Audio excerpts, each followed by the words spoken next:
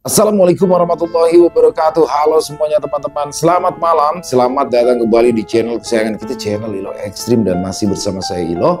Dimanapun teman-teman berada, semoga teman-teman selalu dalam keadaan sehat walafiat, tanpa kekurangan satu apapun. Amin amin ya robbal alamin. Dan pada kesempatan yang baik ini saya akan membawakan satu kisah dari Bang Sidik. Wah, kisah-kisah dari Bang Sidik selalu ger banget ya teman-teman ya. Tapi sebelum kita masuk ke dalam kisahnya, buat teman-teman yang mungkin belum subscribe channel Ilo Ekstrim, yuk diklik dulu dong tombol subscribe-nya. Jangan lupa lonceng notifikasinya juga dinyalakan, agar teman-teman selalu mendapatkan notifikasi dari konten-konten yang akan kami upload selanjutnya. Dan untuk channel Ilo Ekstrim, kami upload setiap hari teman-teman ya, setiap malam jam 7 malam waktu Indonesia bagian Barat. Oke, nggak pakai berlama-lama lagi. Pasti udah gak sabaran kan untuk masuk ke dalam kisahnya. Kita langsung saja masuk ke dalam kisahnya. Berhoror! Misteri pesugihan di warung sembako. Perkenalkan, namaku Nindi. Aku adalah seorang ibu rumah tangga yang kini hidup seorang diri setelah berpisah dengan suamiku beberapa bulan yang lalu. Kami berpisah bukan tanpa sebab, tapi ada alasan lain yang membuatku memutuskan untuk berpisah dengannya. Hal yang menyebabkan perpisahan itu awalnya terjadi beberapa tahun yang lalu, tepatnya ketika kami sedang merintis sebuah warung sembako di depan rumah kami. Rumah kami yang strategis dan dekat dengan jalanan besar membuat kami akhirnya memutuskan untuk membuka usaha agar suamiku yang bernama Dimas bisa terus berada di rumah. Apalagi aku sedang program hamil pada saat itu. Ya, pernikahanku dengannya yang sudah hampir menyentuh 10 tahun masih belum dikaruniai anak. Membuka usaha dengan menjalankan warung itu pun karena saran dari Dimas. Karena dia berkata bahwa dengan adanya ia di rumah, hal itu membuatnya bisa membantuku yang sedang menjalankan program hamil. Kami membangun warung itu secara perlahan dan berkembang seiring berjalannya waktu. Setelah 2 tahun berjalan, warung kami pun mulai dikenal banyak orang. Banyak yang datang dan pergi di warung kami, dan kami pun terus berusaha mengembangkannya sekaligus melakukan program hamil di rumah. Tapi rupanya usaha kami tidak terlalu mulus. Secara tiba-tiba ada sebuah minimarket besar yang muncul tepat di depan warung kami. Papannya yang biru dan kuning itu muncul ketika pemilik rumah di sebelah warung menyewakannya dan merubah rumah itu menjadi sebuah minimarket. Hal ini tentu saja membuat kami tersingkirkan secara perlahan. Tempatnya yang luas, AC yang dingin, juga barang-barang yang lengkap membuat minimarket itu laku keras. Apalagi dari beberapa kampung yang ada di sini, hanya itu satu-satunya minimarket yang ada, sehingga bukan hanya di kampung kami saja yang datang. Beberapa warga dari beberapa kampung tetangga pun selalu datang dan berbelanja di sana. Warung kami pun akhirnya sepi secara perlahan, dan tidak ada yang bisa aku lakukan karena mau bagaimanapun warung kami kalah dari segi apapun. Aku selalu menghela nafas ketika menghitung uang harianku di laci kasir. Karena sudah hampir 6 bulan ini, pendapatan kami selalu saja kurang. "Dapat berapa mah hari ini?" kata Dimas sambil melihat ke arahku yang murung dengan uang yang aku pegang di hari itu. Aku tidak menjawab pertanyaan Dimas. Aku hanya menghela nafas panjang sebelum akhirnya aku berdiri dan memperlihatkan semua uang itu padanya. Dimas hanya melirikku sekilas, dan dia hanya bisa menghela nafas sepertiku ketika melihat uang yang aku pegang. Dimas mencoba untuk menenangkanku. Dia berdiri sambil mengusap rambutku agar aku bisa bersabar dengan apa yang terjadi. "Gimana ya caranya agar warung ini laku lagi?" tanyaku kepada Dimas. Dimas yang kini berjalan di depan warung hanya terdiam selama beberapa saat. Lalu tak lama kemudian dia mengajakku untuk berdiskusi atas apa yang harus kami lakukan selanjutnya. Beberapa hasil diskusi itu kami lakukan. Kami mencoba menjual barang-barang yang tidak ada di minimarket itu. Bahkan kami membuat selebaran promosi agar para pembeli tertarik untuk membeli lagi di warung kami. Tapi semuanya tidak mendapatkan hasil yang baik. Pendapatan kami terus menurun. Hal itu tentu saja membuat kami lelah. Bahkan kami jadi sering membuat pertengkaran kecil karena perbedaan pendapat atas warung ini. Aku awalnya menyangka bahwa pertengkaran itu hanya terjadi sekali saja, tapi ternyata tidak. Pendapatan yang mulai minim, kebutuhan yang banyak, juga program hamil yang belum berhasil membuat emosi kami berdua tidak stabil. Kami menjadi banyak bertengkar yang awalnya hanya beradu pendapat atas apa yang akan kami lakukan terhadap warung ini. Lalu secara perlahan pertengkaran mulai penuh dengan teriakan dan juga piring pecah. Wajar saja, aku yang pada saat itu sedang program hamil dilanda ekonomi yang merosot tajam ketika ada minimarket yang muncul persis di seberang jalan, membuatku stres dan banyak pikiran. Aku lelah, frustasi, dan aku menyadari bahwa suamiku pun sama sepertiku. Setiap ada kesalahan kecil saja, hal itu membuat kami tegang. Terkadang kami perang dingin dengan sindiran tajam yang keluar dari mulut kami berdua. Kami mencoba untuk menyelesaikannya karena bertengkar tidak akan memperbaiki keadaan. Tapi tetap saja kami tidak bisa menyelesaikan hal itu semua. Beberapa kali Dimas melakukan sesuatu untuk warung dan program hamilku yang belum berhasil. Tapi tetap saja hal itu hanyalah sebuah perjuangan tanpa hasil yang bisa kami nikmati.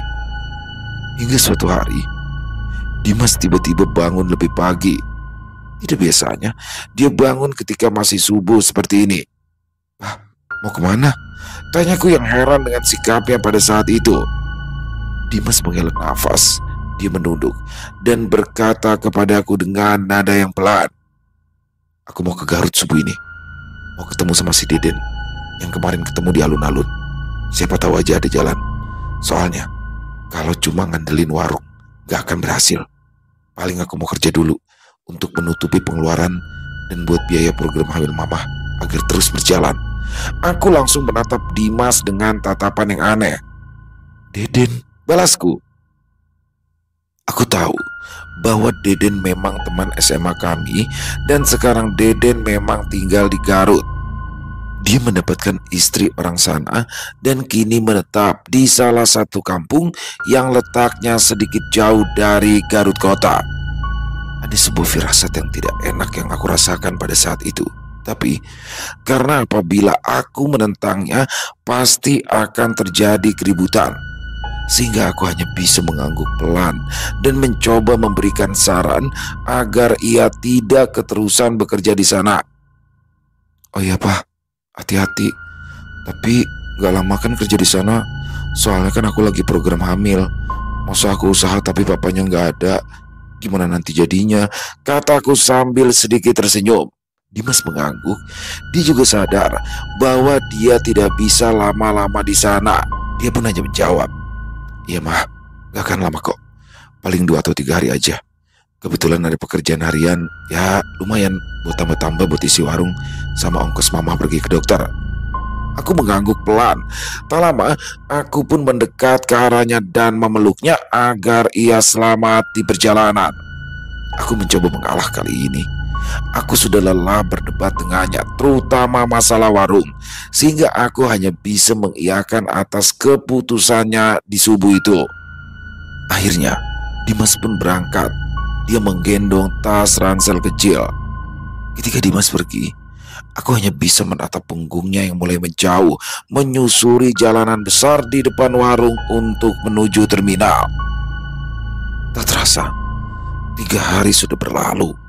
Warung yang aku kelola tetap sepi, hanya beberapa orang yang datang dan pergi. Itu juga hanya kebutuhan dasar seperti rokok eceran dan minyak mentah, serta beras yang barang-barangnya tidak bisa dibeli eceran di minimarket. Entah mengapa Dimas belum pulang. Aku seperti khawatir atas sesuatu yang terjadi padanya. Apalagi beberapa kali aku coba hubungi dengan ponselku namun tidak aktif. Dia benar-benar tidak ada kabar selama 3 hari ini padaku. Tepat di hari keempat, dia akhirnya pulang. Tepatnya ketika warung yang aku jaga tutup lebih awal karena hujan. Dia datang dengan tubuhnya yang basah kuyup, wajahnya tampak pucat, dan tubuhnya yang nampak lemas pada saat itu. Aku langsung mempersilahkan masuk, membantunya mengganti baju dan celananya dengan yang kering, lalu memberikan handuk dan juga teh hangat untuk ia minum. Aku juga menawarkan makan malam untuk memulihkan tenaganya, namun ia menolak karena mungkin dia yang sudah terlalu lelah.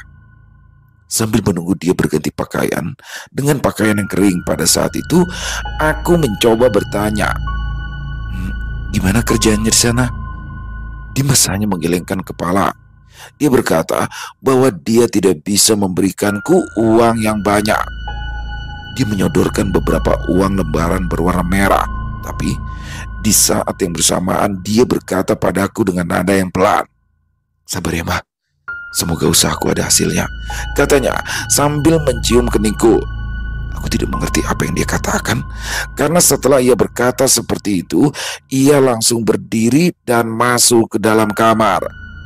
Aku mencoba mengejar, meminta penjelasan atas apa yang ia katakan, tapi ternyata dia sudah tertidur pulas dan aku tak mau mengganggu. Ketika aku ikut beristirahat, tiba-tiba aku dikejutkan dengan suara gaduh dari arah dapur. Rupanya Dimas sudah bangun lebih dulu dan pergi ke dapur subuh itu.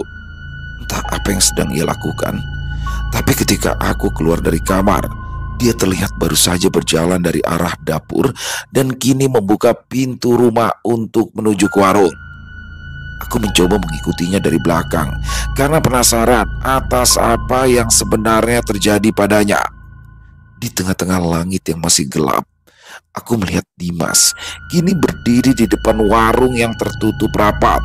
Dia diam dan mematung di sana, menatap ke arah jalanan yang masih kosong pada saat itu selama beberapa menit. Setelah itu, dia melakukan sesuatu. Ya, dia menaburkan garam yang mungkin dia bawa dari dapur, dan setelah itu dia menunduk sedikit ke arah warung dan meludah secara perlahan ke arah rolling door yang tertutup di depannya. Pada awalnya, aku merasa bahwa dia mungkin masih banyak pikiran sehingga dia butuh waktu untuk sendirian. Aku seketika berjalan kembali ke arah kamar, membawakannya jaket agar ia tidak kedinginan. "Ah, ngapain di luar? Dingin," kataku yang menghampirinya sambil membawakan jaket untuknya. Entah mengapa, dia terlihat terkejut ketika aku datang padanya. "Mama," katanya sambil meraih jaket yang aku berikan. "Papa ngapain sih diem di depan warung subuh-subuh? Mana bobo garam lagi," kataku yang heran dengan apa yang suamiku lakukan. Dimas langsung melirik ke arah garam yang ia bawa, lalu ia coba sembunyikan di punggungnya sambil menggelengkan kepala. Enggak mah, ini cuma naburin garam aja. Katanya kalau naburin garam itu bisa mancing pembeli untuk datang ke warung." Aku hanya terdiam mendengar hal itu. Mungkin dia melakukan hal itu atas saran dari Deden yang ia temui ketika sedang berada di Garut. Ya, kalau itu untuk warung, aku hanya bisa mengiyakan perkataannya meskipun agak sedikit janggal atas apa yang sudah ia lakukan, terutama ketika tadi aku melihat ia meludah ke arah warung setelah ia menaburkan garam. Tepat jam 6 pagi, aku pun akhirnya membuka warung seperti biasa. Dan tak mengapa, kali ini tiba-tiba ada yang datang untuk membeli tabung gas. Katanya, gas yang ada di rumahnya tiba-tiba habis dan cadangannya bocor sehingga tidak bisa digunakan. Sehingga ia langsung mencari warung yang sudah buka dan membeli 2 gas untuk ia pakai. Setelah itu, tiba-tiba saja datang Mang Tatang, tukang ojek yang biasanya mangkal di pangkalan yang tak jauh dari warungku.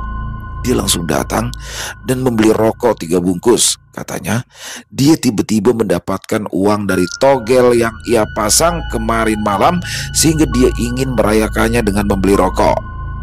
Sebelum Mang Tatang pergi, muncul lagi Pi Iim, salah satu warga yang tinggal di dalam gang. Dia padahal sering berbelanja ke minimarket, tapi tiba-tiba ia membeli beras 5 liter dan 1 kilo telur. Katanya, beras yang ada di rumah muncul kutu dan tidak bisa dipakai sehingga ia harus membeli yang baru karena akan dia pakai untuk sarapan keluarganya. Warung yang sepi itu kini mendadak ramai. Para pembeli datang silih berganti.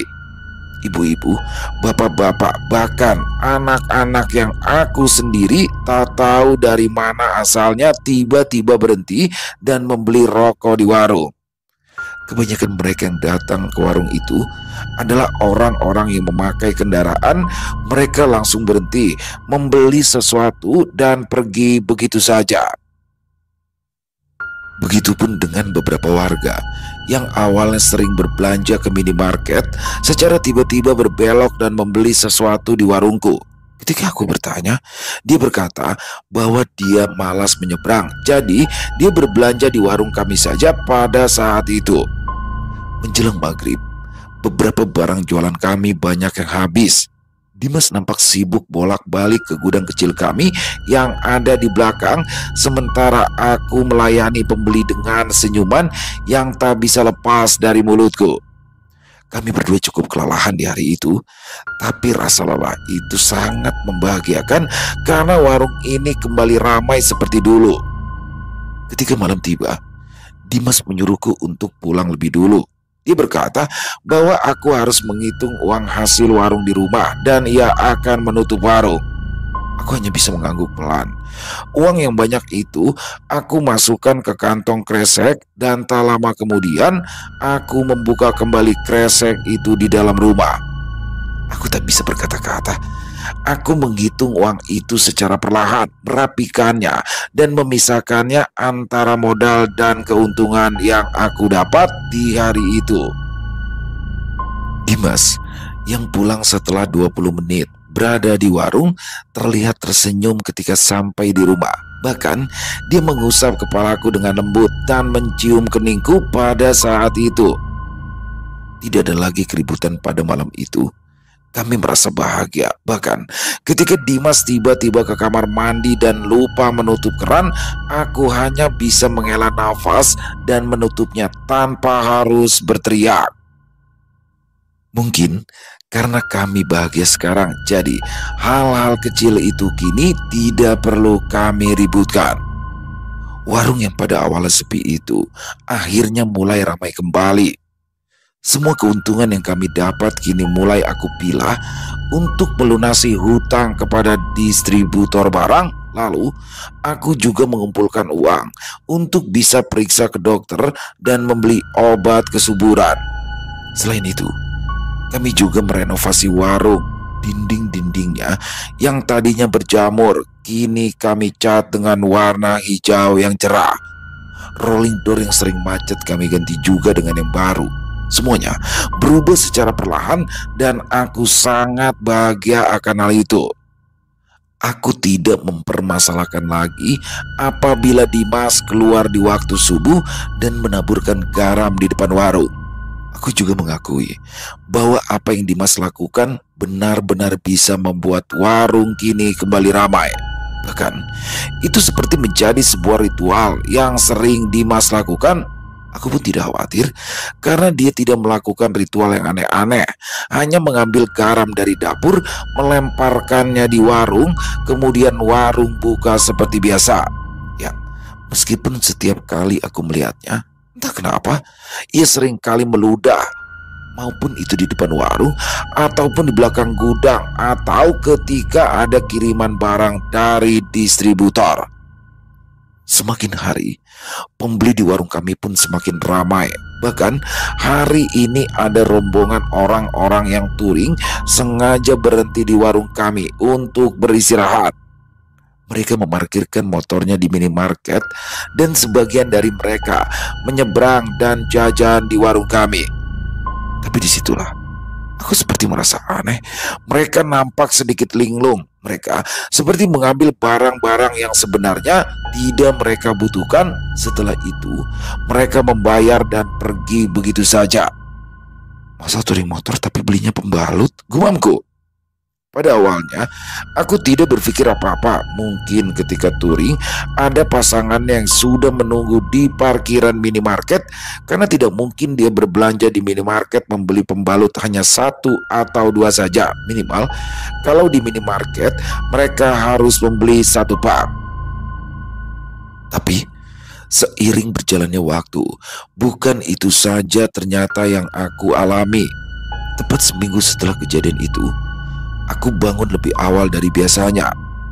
Karena kemarin malam warung dilanda hujan deras. Pekarangan warung menjadi banjir karena air luapan dari jalan raya, sehingga banyak tumpukan sampah di sana.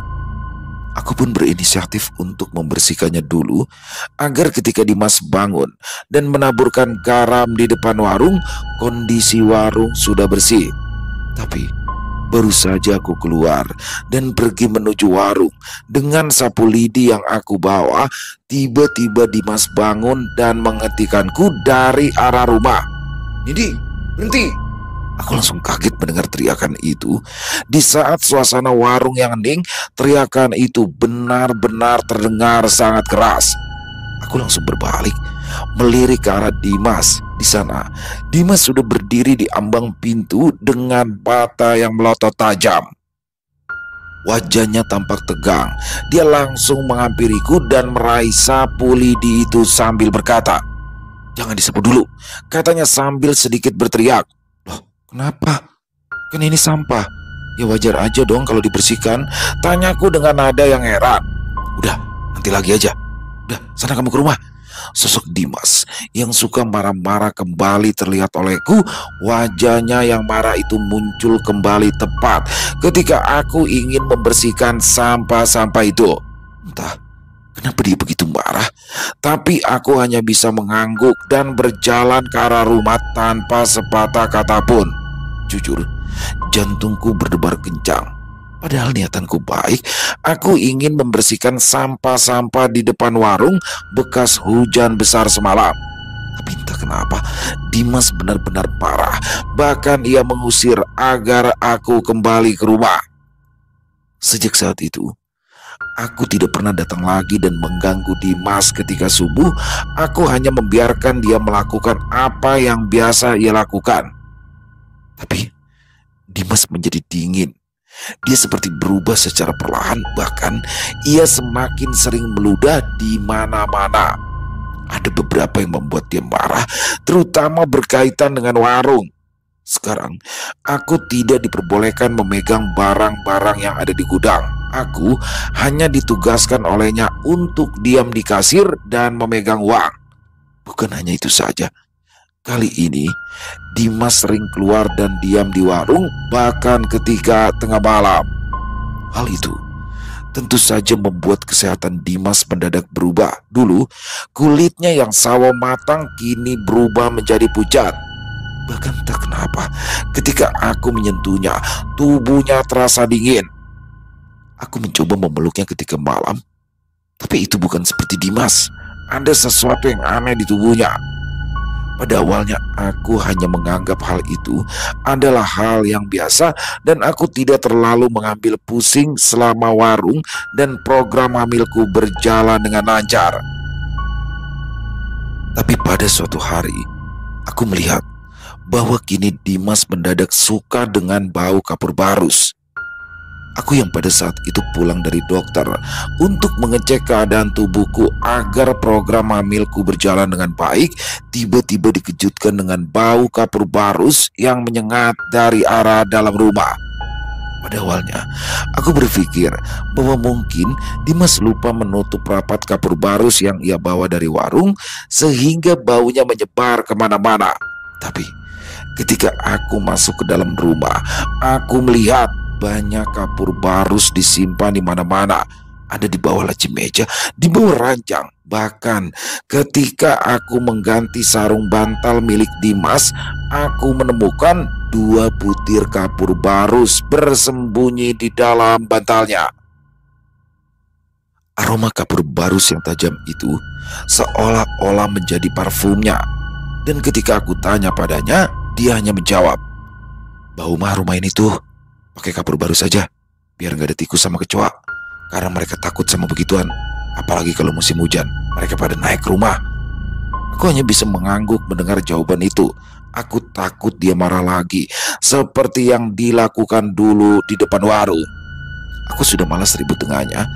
Lebih baik aku fokus dengan program kehamilanku dan membeli obat-obat dan suplemen yang direkomendasikan oleh dokter padaku, daripada harus berdebat dengan hal-hal sepele seperti kapur barus ini.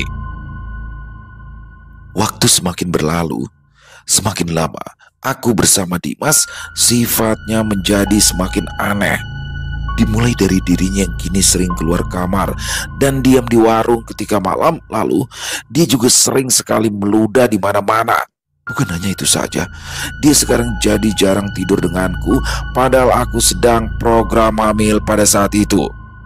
Aku mencoba membujuknya untuk tidur bersama karena kami sudah berkomitmen untuk program kehamilan ini. Tapi dia menolak akan hal itu. Dia seperti lebih senang berada di luar daripada di dalam rumah bersamaku. Kapur barus yang awalnya mengisi seluruh rumah kini mulai mengisi seluruh warung. Entah apa yang Dimas lakukan, tapi hal tersebut membuat beberapa kali pembeli bertanya tentang bau-bau itu padaku.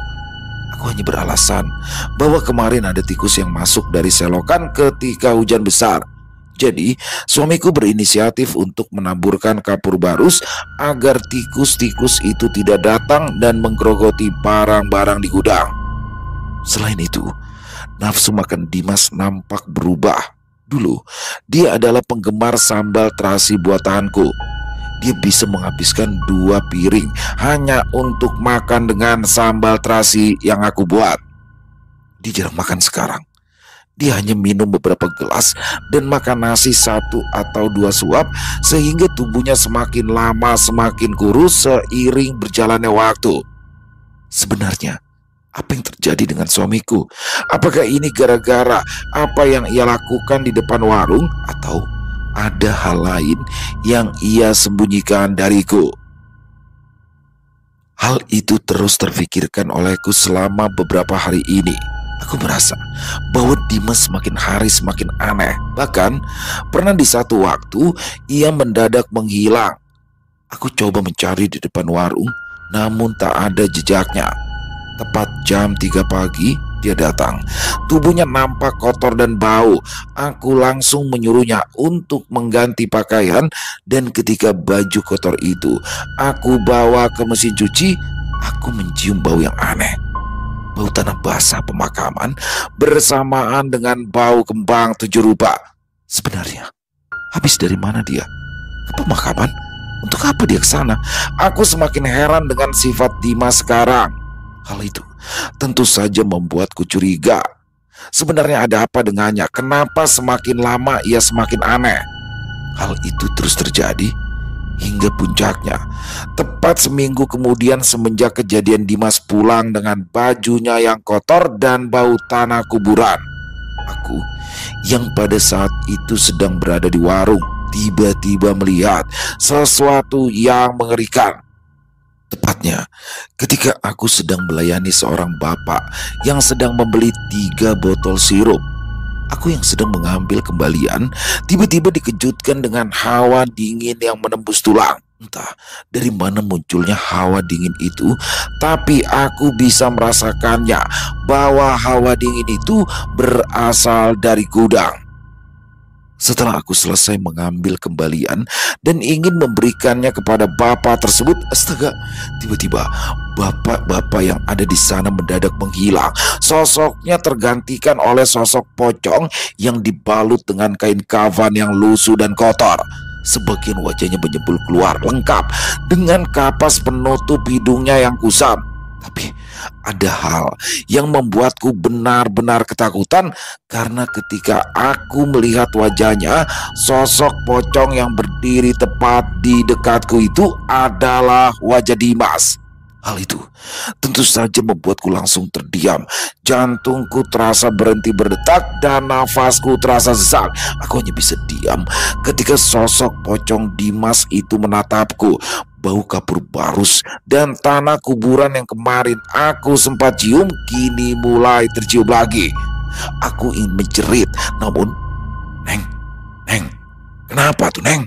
Terdengar suara yang tiba-tiba menyadarkanku. Mataku langsung terpejam sesaat, dan ketika aku membukanya kembali, sosok pocong itu menghilang. Dan wajah Dimas yang aku lihat kini kembali menjadi bapak tadi yang sedang menunggu uang kembalian.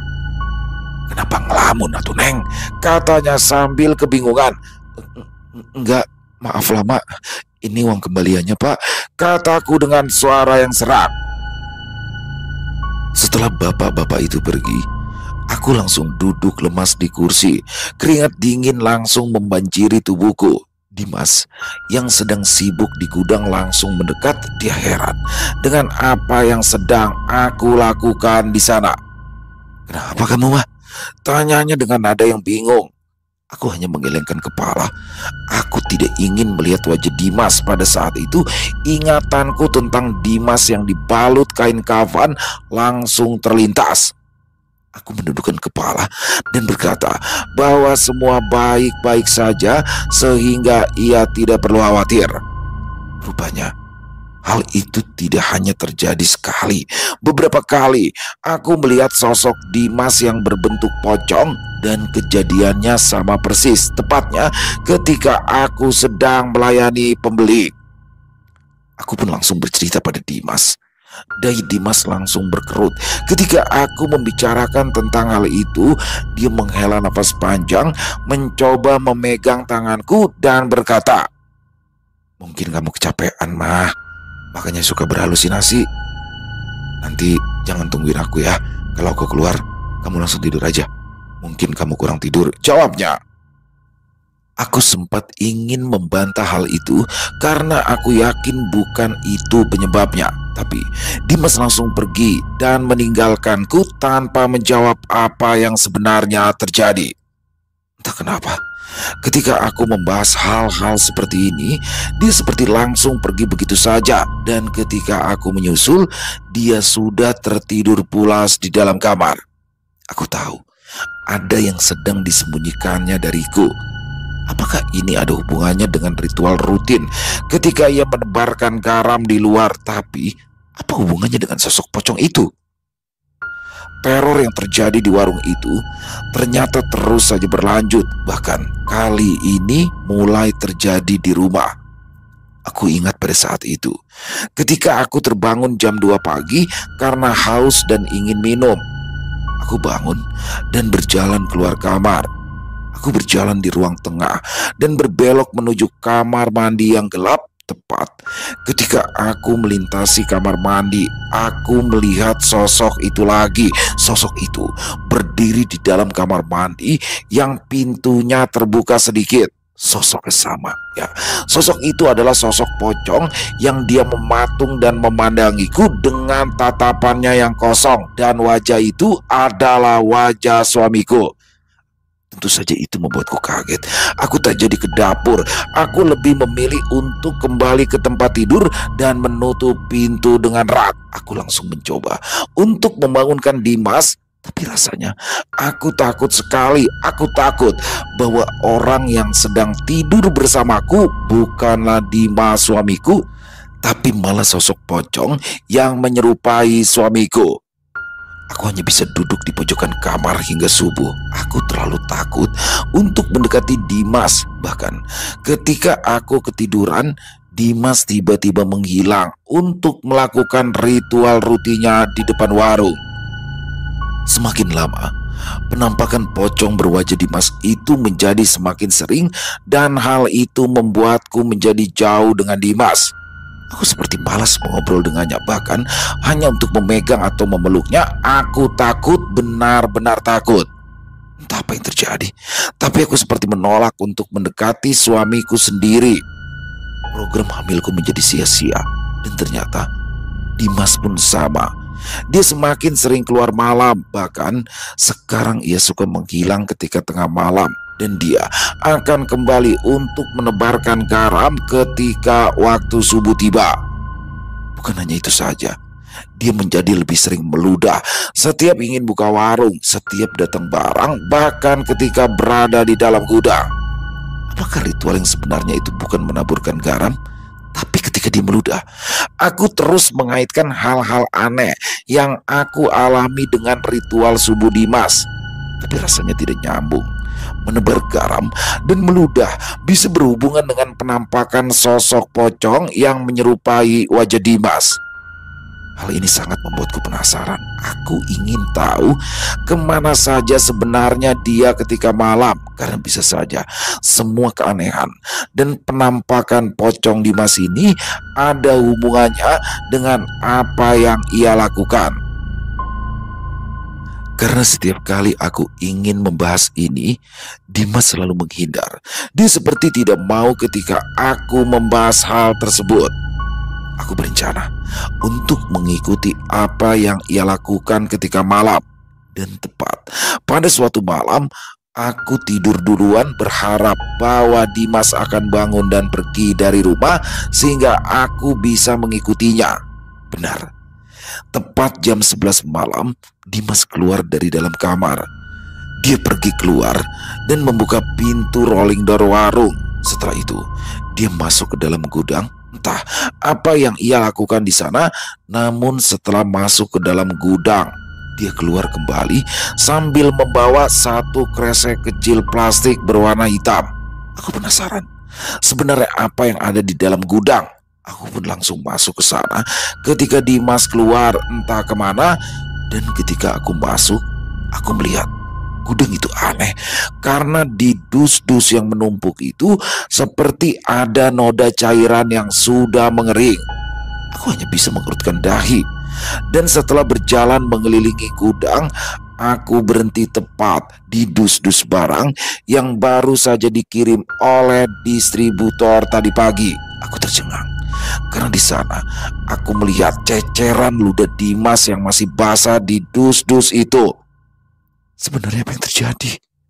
Apa yang sebenarnya dilakukan di gudang? Pantas saja dia melarangku ke gudang karena dia seperti meludahi semua dus barang yang akan dijual di gudang.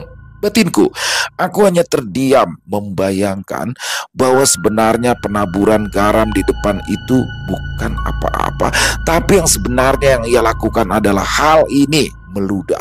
Dan hal itulah yang sudah membuat warung kami menjadi ramai. Ketika aku sedang melamun di dalam gudang, tiba-tiba aku dikejutkan dengan suara rolling door yang terbuka. Dimas, gumamku. Tanpa pikir panjang, aku langsung bersembunyi di balik tumpukan dus-dus yang tinggi. Jantungku berdebar kencang karena aku takut ketahuan ketika aku bersembunyi di dalam sini. Dari celah sempit di antara dus-dus itu, aku mengintip apa yang sedang Dimas lakukan. Dia datang sambil melirik ke kiri dan ke kanan. Lalu setelah itu, ia berjalan ke tengah-tengah gudang. Wajahnya yang pucat itu kini semakin pucat, apalagi ketika ia mengeluarkan sesuatu dari dalam kantong kresek kecil yang ia bawa.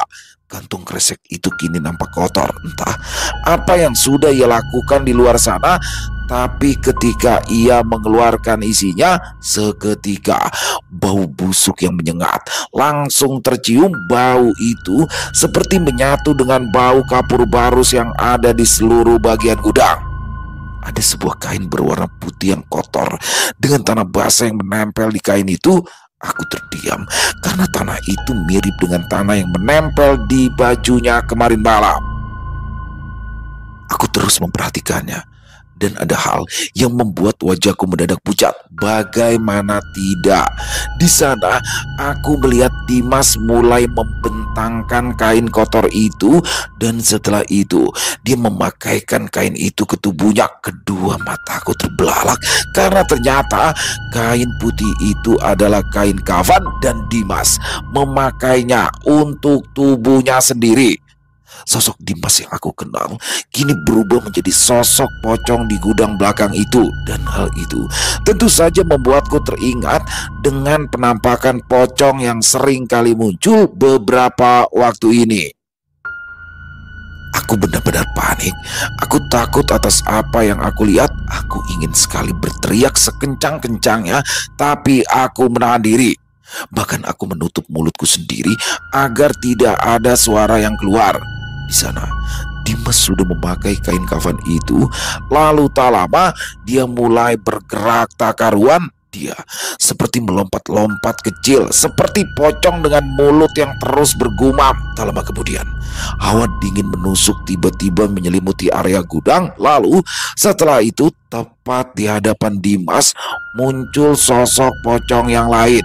Sosok pocong yang ini jauh lebih mengerikan. Wajahnya hancur dengan kain kafan yang kotor. Dia datang dengan tubuh yang melayang, dan setelah itu pocong itu mendekat ke arah Dimas dan menghilang dalam sekejap. Dimas yang tadinya bergerak-gerak pun mendadak diam beberapa saat. Wajahnya menunduk dan mematung selama beberapa menit. Namun tiba-tiba tubuhnya bergetar hebat. Wajahnya langsung terangkat secara perlahan. Astaga, gumamku dengan nada yang kaget. Wajah Dimas berubah. Matanya yang tadinya sedikit sayu kini menatap kosong. Sosoknya sangat persis dengan sosok pocong yang mirip yang tadi kulihat. Dimas sepertinya sudah kerasukan dari pocong itu. Dia langsung meludah ke berbagai arah dengan sangat liar. Ludah yang dikeluarkan mengenai dus-dus barang yang akan dijual. Bahkan dia melompat masuk ke dalam warung dan meludah secara sembarangan di sana.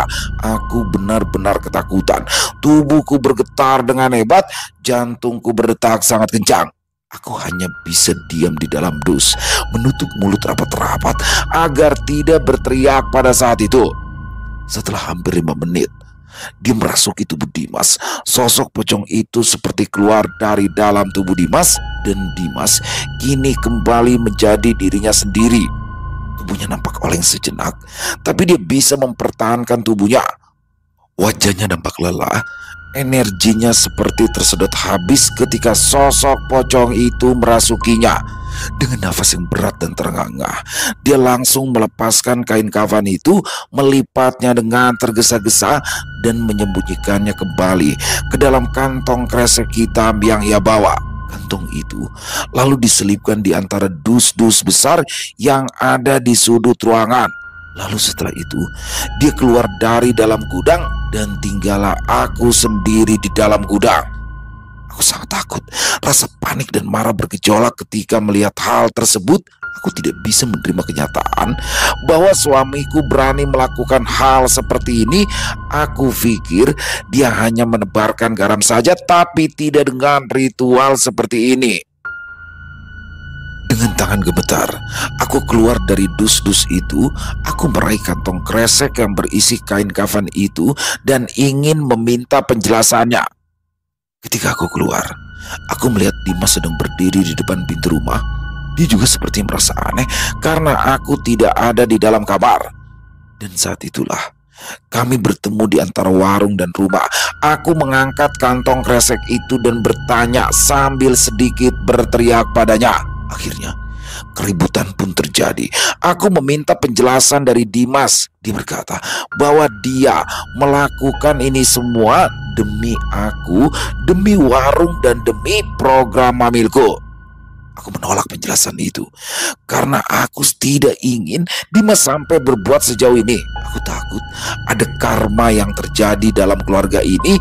Aku hanya bisa menangis. Aku tidak terima penjelasan itu dari Dimas. Aku pun langsung pergi ke dalam rumah, mengunci Dimas di luar sana hingga pagi menjelang. Aku benar-benar takut. Aku tidak bisa tidur memikirkan apa yang suamiku sudah lakukan. Dan ketika pagi tiba, aku akhirnya memutuskan bahwa aku tidak bisa hidup dengan semua ini. Aku harus pulang dulu ke rumah orang tuaku dan menenangkan diri. Dimas juga tidak bisa berbuat apa-apa atas apa yang sudah aku putuskan.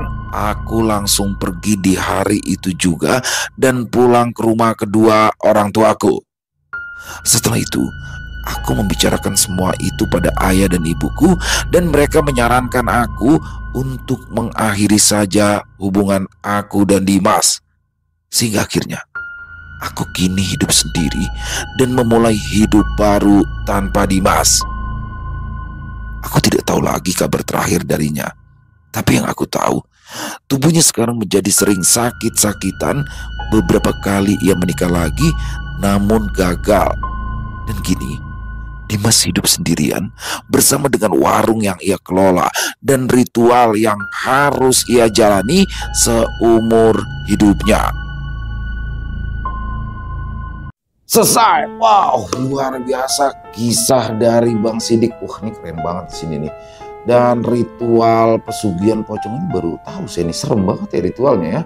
Jadi dia pakai kain kafan yang mungkin kain kafannya diambil dari kuburan itu ya. Kain kafan bekas karena kotor. Nah, itu didapatkan oleh Dimas ketika dia jalan sama temennya itu. Jadi ternyata dia jalan bukan buat kerja tapi untuk mencari pesugihan itu. Dan itu ritualnya mengerikan banget teman-teman ya. Di dalam gudang dibentangkan kain kafan itu, lalu Dimas tiduran di atas kain kafannya itu dan membungkus dirinya selayaknya membungkus pocong dengan kain kafan ya. Lalu pocong aslinya datang, dimasukin, meludah lah dia, meludah diludah-ludahin gitu kan. Serem banget ya. Dan ini berefek kepada diri Dimas sendiri. Dia jadi sering meludah dimanapun. Terus dia juga ya itu makin lama makin kurus, pucat. Jadi mungkin ya sari-sari kehidupannya udah diambil sama si pocong itu ya. Mengerikan sekali. Dan Nindi, di sini Nindi ketika dia mengetahui semuanya, ya, didorong rasa penasaran ya, ngelihat suaminya berubah, akhirnya dia menyelidiki. Dan ketika dia tahu semuanya, udah langkah yang paling tepat banget, tinggalin aja deh Nindi, udah kayak gitu udah susah. Karena yang perjanjian seperti itu agak sulit untuk diputuskan ya, apalagi itu sudah berlangsung cukup lama dan sudah mendarah daging. Jadi keputusan Nindi ini udah tepat banget, dia pergi menjauh dari Dimas. Bukan sebagai istri yang tidak setia ya teman-teman ya, tapi ya masa suami kayak gitu dipertahankan. Dan itu terbukti bahwa Dimas terus menjalankan aksi pesugihan itu di warung sembako miliknya, yang mana dia selalu ditinggal oleh istrinya. Dia nikah lagi, ditinggal lagi. Waduh, ngeri banget ya. Luar biasa sekali di sini kisahnya Bang Sidik. Terima kasih, dan semoga kisah ini bisa kita ambil hal-hal yang baik dari kisah barusan ya, dan dibuang yang buruk-buruknya.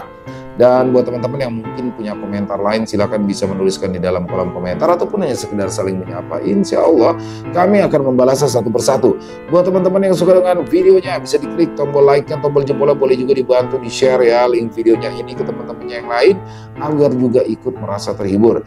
Dan di akhir kata saya Ilo mengucapkan permohonan maaf apabila mungkin dalam pembawaan kisahnya barusan ada kata-kata saya yang salah ataupun ada kata-kata saya mungkin yang kurang berkenan. Saya mohon dibukakan pintu maaf yang seluas-luasnya. Sampai berjumpa lagi di konten-konten kami selanjutnya. Pasti tidak kalah ngerinya, pasti tidak kalah seramnya. Masih bersama saya Ilo di channel Ilo Ekstrim. Salam sehat, sukses selalu untuk kita semua. Wassalamualaikum warahmatullahi wabarakatuh.